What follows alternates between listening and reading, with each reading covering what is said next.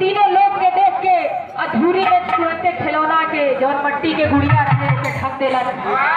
ढकले के बाद ब्रह्मा विष्णु महेश आके खड़ा हो गए दुआरे, आई जाके अंदर लुका गई, छुप गई जाके कुटिया में अपने। लेकिन जब तीनों लोग डाक गई आखिरी कड़ी वो मास्टर करत कैसा हुआ।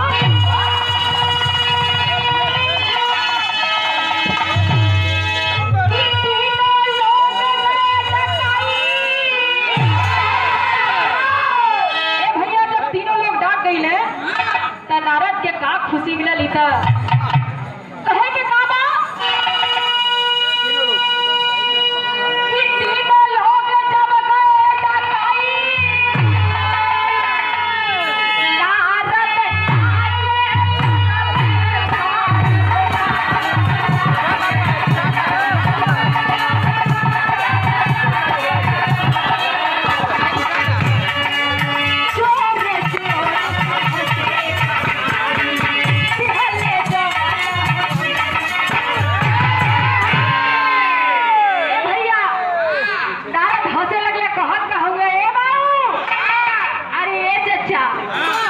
जवन हमरे का पारे तू सब कहले रहला अब तू सब के